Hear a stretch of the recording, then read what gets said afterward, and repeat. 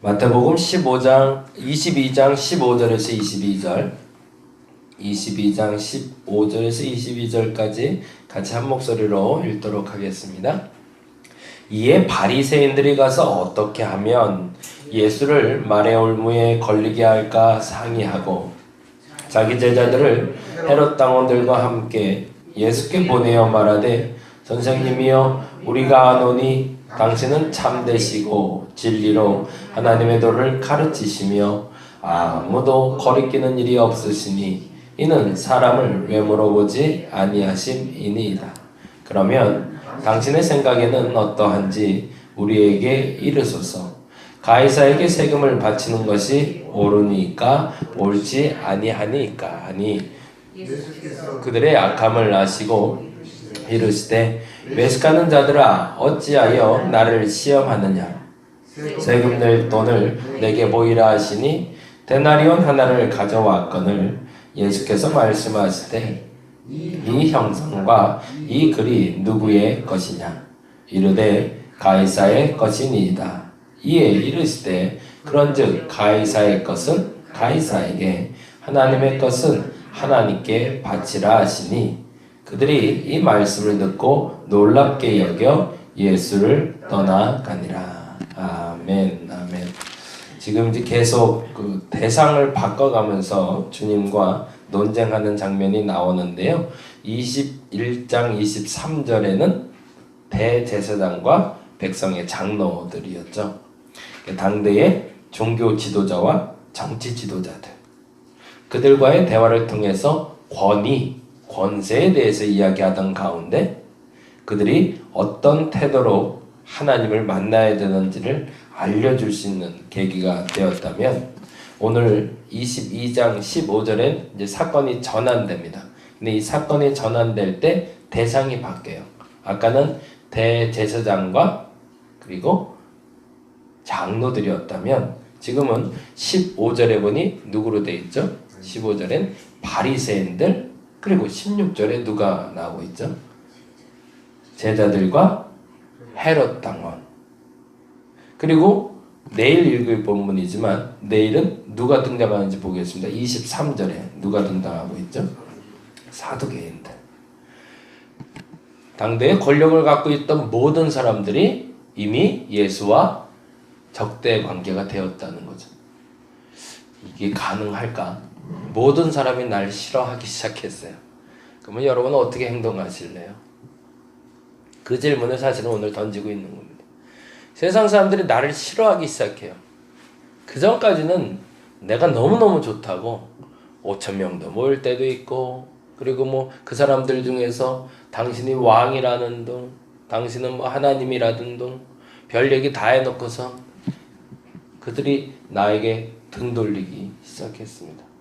왜 등 돌렸을까요? 예수가 왜 이렇게 싫었을까? 그들의 이득을 놓치게 생겼기 때문에 그렇죠. 근데 또 기가 막힌 일은요, 오늘 온 대상자들이에요. 21장에 온 바리새인들과 백성의 장로들은 그나마 동급들이잖아요. 뭐 사실은 동급이라고 말하면 안 되지만 대제사장과 백성의 장로를 같이 플러스해서 묶을 수가 없습니다. 왜냐하면 종교 지도자들 그리고 정치 지도자들이 하나가 되는 순간 이미 세상은 타락하는 거니까. 재정일치 사회에서야 그럴 수 있죠. 단군 왕검이라 불리는 뭐 제사장이면서 지도자일 경우에는 어쩔 수 없지만, 과거에는 우리나라 조선시대도 마찬가지지만 이성계가 무학대사를 옆에 항상 뒀던 이유는 이 무학대사를 통해서 무슨 일을 한 거죠? 내가 치려하는 데에서 당신이 바른 도리를 알려달라는 거였잖아요. 그래서 다윗 옆에 누가 있었던 거죠? 나단 선지자가 있었던 것처럼 종교 지도자의 역할은 정치 지도자가 무엇인가를 잘못했을 때 그 반한 행동을 하고 있을 때 그것에 대해서 경계해주고 권면해주고 치리할 수 있도록 도와주는 역할을 해야 되는데, 이들이 손을 잡았다는 건 뭐예요? 이미 정치도 종교도 타락했다는 얘기죠. 그런데 결탁했는데 대제사장들, 지난번에도 말한 것처럼 대제사장은 하나여야 되는데 이 대제사장이 복수가 되어 있다는 것도 자체가 문제고, 그리고 백성의 지도자들이라고 여겨졌던 사람들이 이 대제사장들과 하나가 됐다는 건 이미 서로 간에 암묵적으로 서로의 죄에 대해선 용서하고 이해했다는 얘기가 되는 거죠. 근데 반면에 오늘은 더 심각한 사람들이 나오는데 15절과 16절입니다. 같이 한번 볼까요? 15절 같이 읽어보겠습니다. 이에 바리새인들이 가서 어떻게 하면 예수를 말의 올무에 걸리게 할까 상의하고, 바리새인들은 그 이제 다음에 나올 사두개인과는 조금 달라요. 바리새인들은 지난번에 말한 대로 하층민들을 대상으로 한, 그러니까 백성들의 마음을 얻어서 야당의 역할을 한 사람들이라면 종교 지도자이지만, 사두개인들은 여당, 그러니까 조금 기득권 세력들. 그러니까 우리로 하면 이게 조금 좀 조심스러운 표현이긴 하지만 지금 자유당 같은 부분들이 사두개인 쪽, 그리고 민주당 같은 부분이 이제 바리새인 측, 이렇게 보시면 조금 이해가 좀 편할 것 같아요. 이게 기득권과 결탁해서 나라 정치를 같이 하는 사람들이 사두개인들이라면, 바리새인들은 백성들과 함께 정치하던 사람들입니다. 그러면 그들의 귀는 어디에 열려 있어야 될까요? 기득권 세력이 아니라 백성들, 못 사는 사람들, 어려운 사람들, 세상에서 피해 입는 을들, 갑이 아니라 을들을 대상으로 해서 신앙생활을 가리키고 그들에게 정의를 외치라고 말했던 사람들이 바리새인들. 사두개인들은 반면에 경제계 지도자들, 정치계 지도자들, 종교계 지도자들과 허락하며, 소위 말해서 재벌들과 같이 결탁해서 경제를 좀 살려보겠다고 그렇게 말하는 사람들. 각자에게 의로움은 따로 있었지만 그러나 선자리가 완전히 달랐다. 근데 이 바리새인들이 누구랑 손을 잡았는지가 중요한 거죠. 16절에 보니까 누구랑 돼 있죠? 16절 자기 제자들. 자기 제자라니까 자기는 누굴 얘기할까요? 바리새인들이겠죠. 바리새인들이 우두머리가 또 가지도 않고요. 보통 이런 사람들은요, 선봉장에 서는 건 제일 우두머리가 아니거든요. 제일 꼬라비라고 그러죠. 쫄병들 앞자거든요, 항상. 앞잡이들은 항상 먼저 있고 자기들은 뒤로 빠지는 거죠, 항상. 바리새인들 얘기 나올 때 보면 항상 바리새인의 우두머리가 수장에 나왔다는 얘기가 별로 없어요. 바리새인의 하층민들, 바리새인의 제자들이 항상 앞에 나오죠. 바리새인의 제자들이 누구랑 손을 잡았대요? 16절 읽어봅니다. 자기 제자들을 헤롯 당원들과. 헤롯 당원은 누굴까요, 그러면? 헤롯 당이라 불렸습니다. 다른 말로 하면 당대의 유대에 파견된 로마 지도자입니다. 그러면 그 사람은 로마의 친로마 정책을 폈을까요? 아니면 로마에 대항하는 역할을 했을까요? 친로마 정책을 폈던 사람이겠죠. 달로 말하면 매국노예요. 나라 팔아먹는 사람들. 식민사회에서 그 식민사회 우두머리가 된 사람입니다. 근데 이 헤롯을 추종하는 당이 있었고, 그러니까 예전에 히틀러 때 나치당이 있었던 것처럼 헤롯 당이 있었고 헤롯 당원들이었던 거죠. 그러면 그들의 머릿속에는 항상 뭐가 우선순위였을까요? 어떻게 하면 로마에게 잘할까? 어떻게 하면 우리나라를 팔아먹고라도 우리가 거기서 이득을 볼 수 있을까가 이들의 목적이었던 거죠.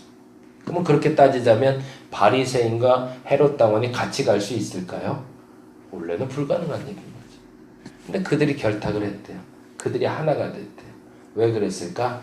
이거 아니면 이걸로 예수를 모함하려고. 불의한 것은 참 재밌는데 결탁하기가 쉽습니다. 정치인들이 야당으로 갔다가 여당으로 갔다가 철새 역할을 아주 잘하세요. 왜 움직이죠? 자신의 이득을 위해서.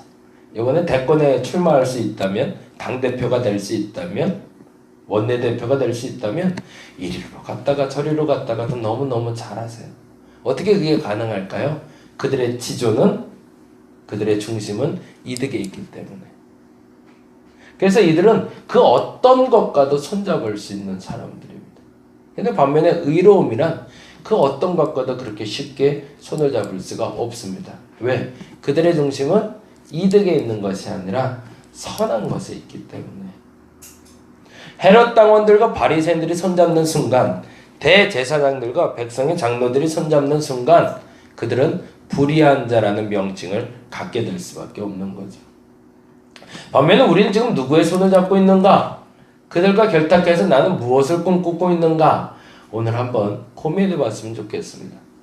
내가 앞으로 나가기 위해서 조금 더 성공하기 위해서 그 일을 이루기 위해서는 결국에 이 사람과 손잡아야 돼 라고 여겨질 때 그 사람과 손잡는 것이 불의한 것이고 수단과 방법을 가리지 않고 나의 이득을 취하려고 한다면 그것은 예수님의 뜻에 반한 것이라는 겁니다.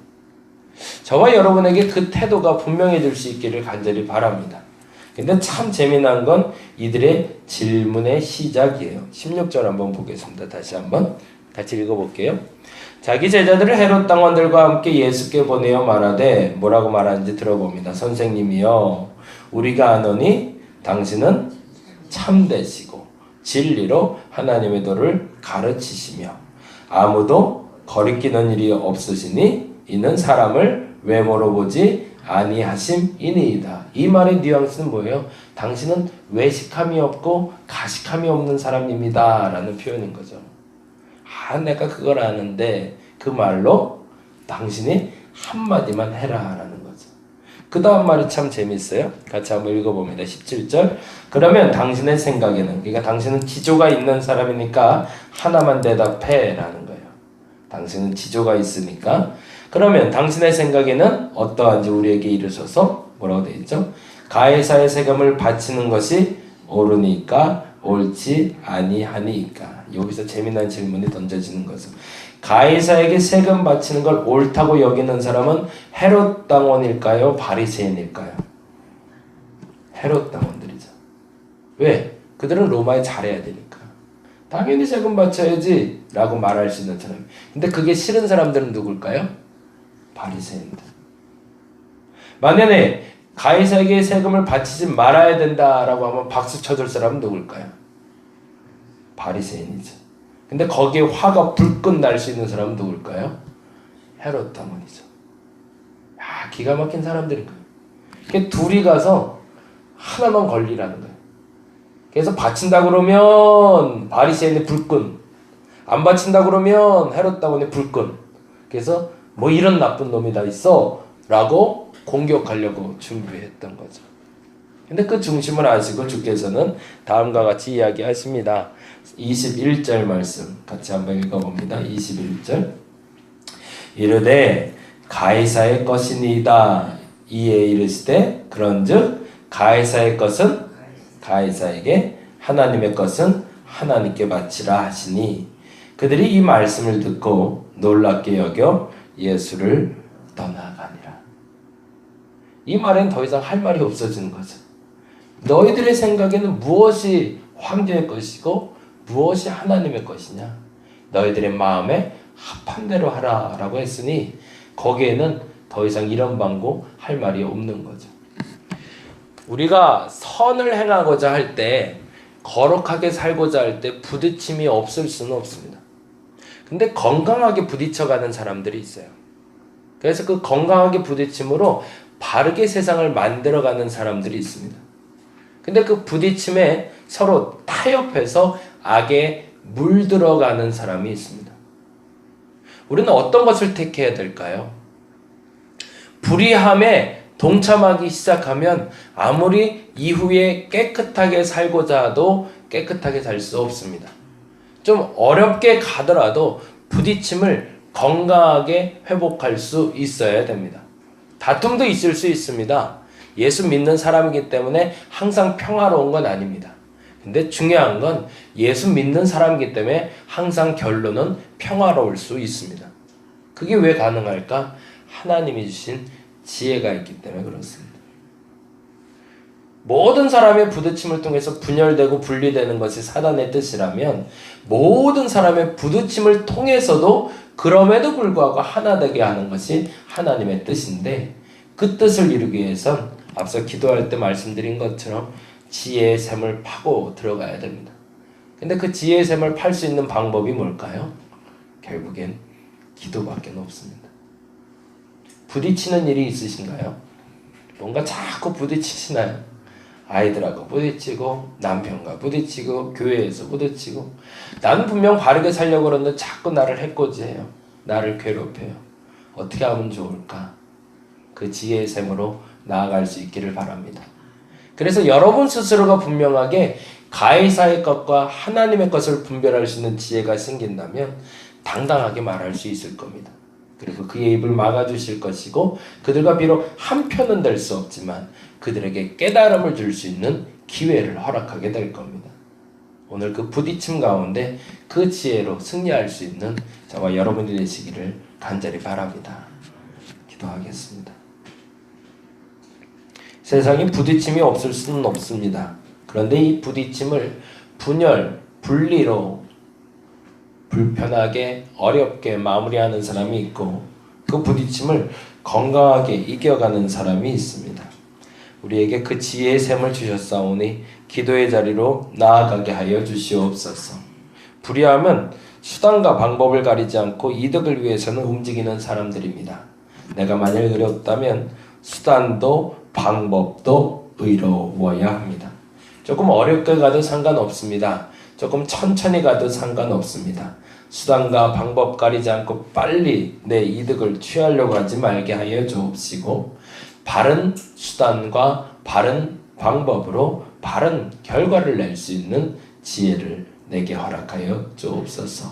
그 지혜의 샘에 들어가기 위해 기도하고자 합니다. 오늘 나의 부딪힘을 온전히 이겨낼 수 있는 지혜를 오늘 허락하여 주시옵소서. 감사합니다. 고마우신 예수님 이름으로 기도드렸습니다. 다 같이 기도하고 돌아가도록 하겠습니다.